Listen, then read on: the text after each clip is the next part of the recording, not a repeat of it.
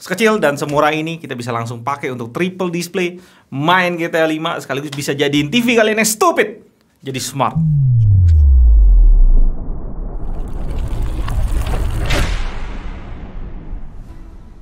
Selamat datang di GTA di channel Main Canggih di 2021. Hari ini kita kedatangan mini PC dari Liva One. Gue gak tau sih, gue dapat infonya malah dari ECS-nya, ECS Indonesia itu Liva One Plus. Tapi di sini cuma Liva One doang. Dan ini Liva One yang Ryzen, ya, ECS Elite Group. Oke, kita langsung bongkar aja. Ini ada nota terimanya, ada alamat gua, bla bla bla, dan isinya lagi. Oke, bongkar. Oke, ini tuh segmen yang cukup unik sebenarnya. Mini PC itu gue cukup bingung juga. Di satu sisi yang lain gue cukup bingung juga siapa yang mau beli. Nanti kita bahas satu persatu. Kita lihat dulu kelengkapannya apa aja. Ada CD. Udah kita nggak butuh zaman sekarang. Oke, kabel power. Kita dapat kabel power. Habis itu adapter yang gendut banget. Ini berapa watt sih? 19 volt kali 6 sampai 6,32 ampere. Oke, habis itu ada docking buat dia berdiri biar nggak bau. Dan di sini ada box. Nah, kalau kalian lihat dalamnya itu kosong karena udah di build sama dia. Ini biasanya fan. Dan ini ada kerangka-kerangka fan. Nanti kita bisa lihat langsung di dalamnya. Nah, yang ini buat bracket pasangin ke monitor. Nanti gue show ke kalian seperti apa kalau dia udah dipasang monitor. Kayak kita punya PC AIO gitu. Nah, ini baut-bautnya. Oke, ini apa sih? Oh, nggak ada lagi. Oke, dus itu aja. Langsung kita ke unitnya. Ini unitnya dan kalian bisa lihat ini ukurannya kecil banget. Jadi kalau gue bandingin sama Aqua, ini ada Aqua 330 mili. Ya, paling bisa 3 sampai 3,5, nggak nyampe 4 sih bang. 3,5 lah. Jadi kalau gue ukur langsung pakai meteran baju ini. Di sini sekitar 18 cm. Habis itu di sini 20-an, 20 cm. 20 kali 18, tebelnya berapa sih? Tebelnya di 3 lah, 3,5, 3 cm gitu, tipis banget sih. Oke, kita lihat dulu portnya di sini. Di sini ada tombol power, 2 USB 3.0. Ini USB 3.1 Type C yang sayangnya nggak bisa display output juga. Dan tadinya gue pikir, wih keren juga ya kalau misalkan suatu hari kita punya mini PC kayak gini, portnya cuma satu gini dong. Sekaligus power, sekaligus display. Mantep banget. Cuma sekarang belum bisa. Oke, habis itu di sini ada audio jack untuk headset, di sini untuk mic jadi kepisah 2 di sini. Ini ada logo Liva. Di sini kalian bisa lihat fan-nya. Kelihatan nih ada lubang-lubang fan gitu. Next, kita lihat di bagian lainnya nggak ada, di sini cuma karet doang. Di bagian belakangnya ada DC in, DisplayPort, VGA, port VGA, port HDMI. Ini LAN gigabit yang gue bilang sih overkill banget yang ada di sini karena internet di Indonesia suram sih, terutama yang tempat gue nggak bisa lah nyampe gigabit. Itu keren banget di Indonesia, beberapa orang doang kali, beberapa persen orang yang bisa merasakan gigabit internet.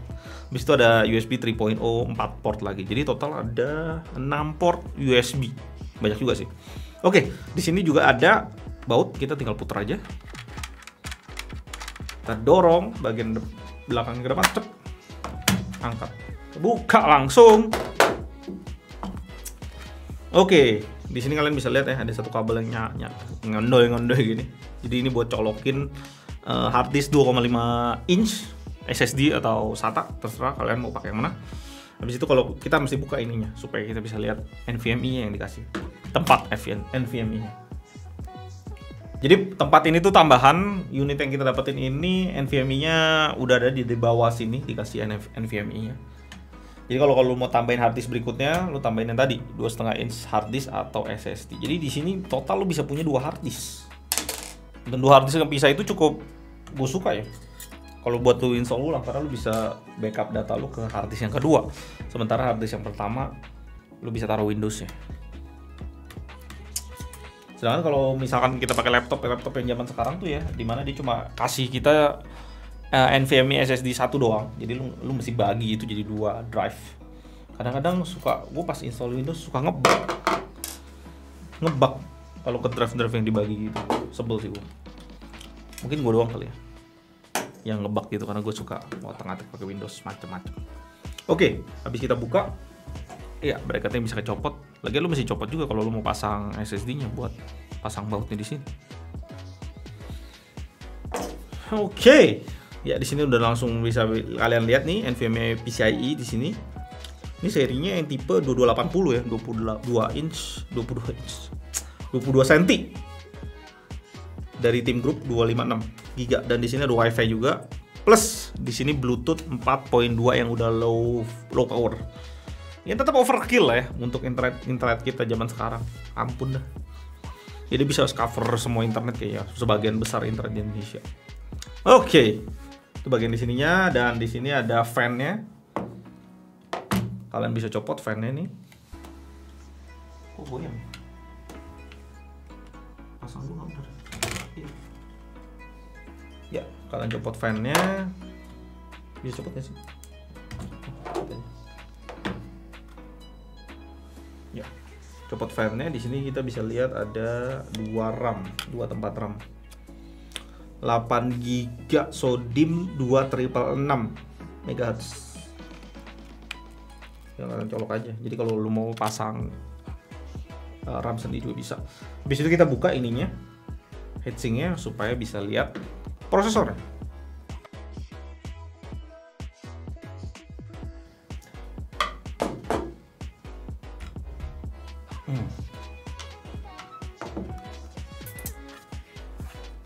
Ya, ini Ryzen 3200G.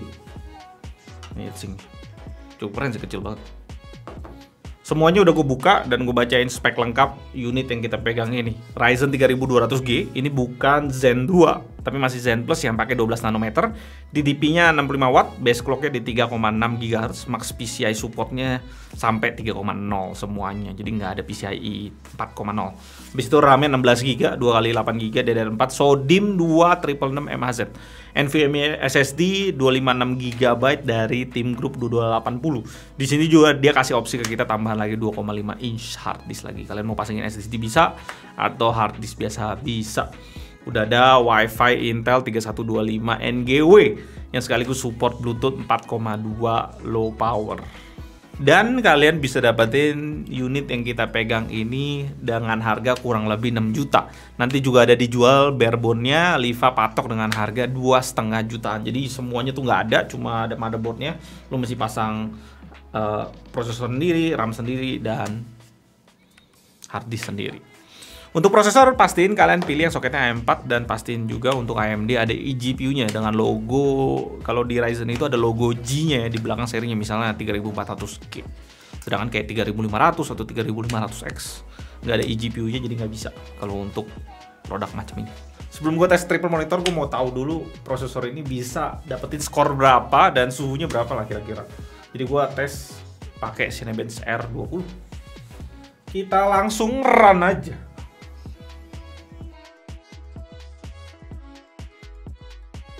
Tes Cinebench-nya udah kelar, dan di sini kita dapetin poin 1367. Di bawah dia masih di bawah i7 4850HQ, dan di atas i5 3550 yang PC biasa. Dan kalau gue lihat dari HW monitor, di sini suhunya maksimumnya 80 derajat dengan minimum 33 derajat. Masih oke lah ya, 80 derajat. Not bad lah. Dan tadi suara fan-nya nggak terlalu bising-bising banget, masih oke. Gue udah nggak terlalu mengganggu. Dan kita mau tes langsung ke triple monitor. Oke, ini gue udah ngetes. Gue udah bawa 3 monitor ke sini, dan kebetulan AOC ini ada USB-C-nya.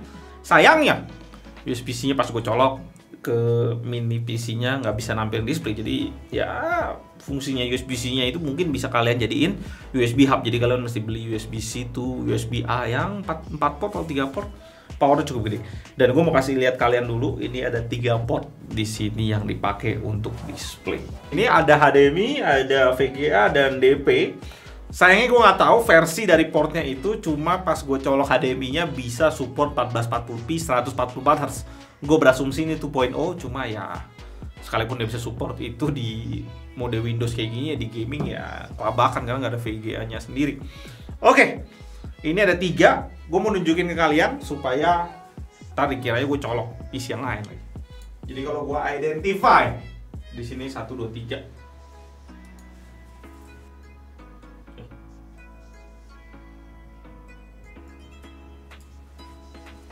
Ya, jadi tadi gue identify 1, 2, 3 dan tadi window-nya gue tarik tuh.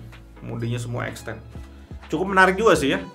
Mungkin kalau USB-C-nya bisa display, bisa 4 display. Cuma mungkin di masa depan kali, bukan sekarang. Oke, kita tes Valorant sekarang dengan settingan semuanya low. Seperti pro player pakai. Semuanya low, bodo amat. Nggak pakai apapun. Karena itu nggak penting. Dan di sini kalau gua reset dulu ininya, pengetesannya kalian bisa lihat. Di sini 1%-nya kadang-kadang bisa dapetin 60 fps dan nggak terlalu ideal banget sih untuk main Valorant karena lu ngerasa kayak ada beban gitu di tangan lu.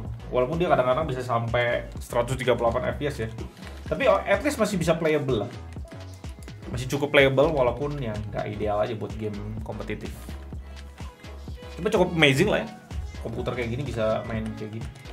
Dan kalau kalian udah biasa pakai PC yang stabil, FPS-nya stabil dibanding FPS yang naik turun gini, kalian bisa tahu kalau lebih sering tearing terjadi, abis itu kayak pergerakan mouse tuh nggak terlalu stabil gitu. Kadang-kadang mouse-nya agak ada pemberat gitu di tangannya, nggak mulus gitu lah. Kurang nyaman aja gitu lah ya. At least dia bisa jalan. Gue mau tes juga untuk game GTA. Karena ini AMD, GPU-nya Vega yang pastinya lebih kenceng dibandingin Intel punya. Kita tes gaming.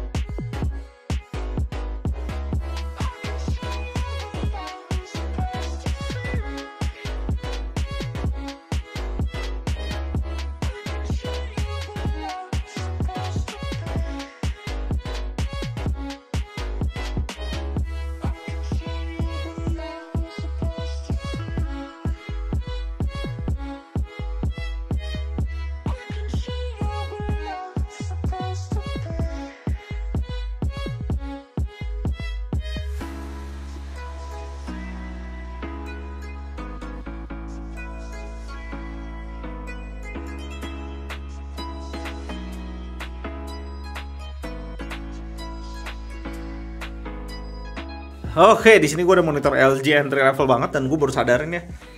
Ini kan kakinya nggak nutupin VESA-nya ya. Kalau monitor gaming zaman sekarang yang harganya agak mahal biasanya ini nutupin VESA-nya, dan gue baru ngerti juga sih ternyata ada fungsinya juga buat item macam begini karena dia mau pasangin bracket di VESA-nya ini. Oke, dia udah kasih kita 6 baut dan di sini ada baut yang nggak bisa kalian puter sampai full gitu.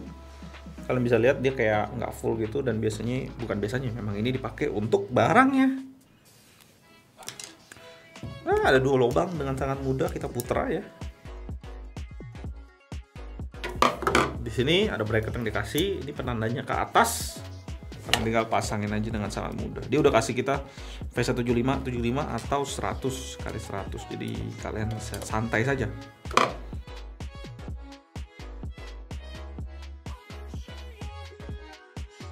Nah, jadi di sini bedanya sama PCIe, mungkin PCIe dapat 1 kabel doang seperti gue bilang. Tapi kalau di sini kalian bisa pakai 1, monitor ada 1, belum HDMI. Jadi total ada 3 kabel di meja. Tentunya AIO jauh lebih rapi. Mini PC ini punya segmen sendiri yang gue agak bingung sebenarnya untuk nempatin posisinya.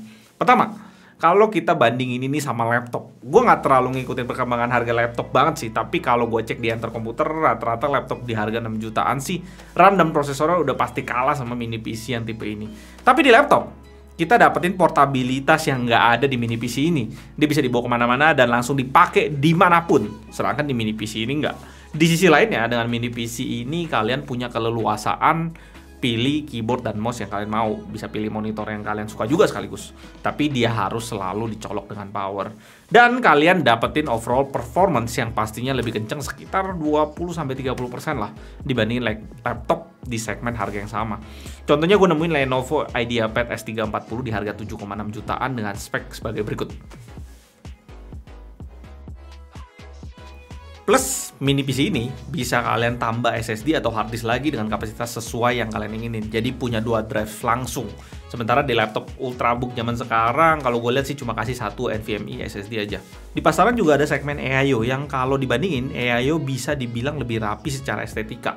Karena di situ lu cuma butuh 1 kabel doang. Tapi kembali lagi, kalau monitor di AIO itu rusak, harganya ampun-ampun kalau mau dibenerin. Kedua, kalau kita mau bandingin dengan PC standar yang pakai casing itu, memang mini PC ini jauh-jauh lebih hemat tempat dibandingin kita punya casing PC, bahkan mini ITX sekalipun. Tapi di mini PC ini kita dihilangkan fitur yang cukup penting yang ada di PC standar, dimana kita nggak bisa colok GPU tambahan. Jadi performance kita mentok dengan GPU dari prosesor yang kita gunain. Jujur, gua mikir cukup lama membayangkan sebuah situasi di mana kita butuh beli mini PC ini. Dan mungkin yang gue bisa sampaikan, kalau kalian butuhin PC untuk kerja dan memang nggak dibawa kemana-mana karena semua file kalian udah pakai sistem cloud dan pengen performance lebih tinggi dibandingin laptop, mini PC ini pilihan buat kalian. Dan juga menariknya, Levi ini bisa sampai triple monitor. Dan kalau kalian lagi bosan kerja di meja kerja kalian bisa bawa mini PC ini ke TV rumah kalian, ke ruang tamu gitu ya. Pakai keyboard dan mouse wireless, kalian bisa kerja di ruang tamu. Mini PC juga kalau ditaruh masih cukup rapi kelihatannya karena gedenya kayak DVD player zaman dulu. Itu review kita untuk Levi One Ryzen. Gue Eldin dari GTD, sampai jumpa di video berikutnya. Tetap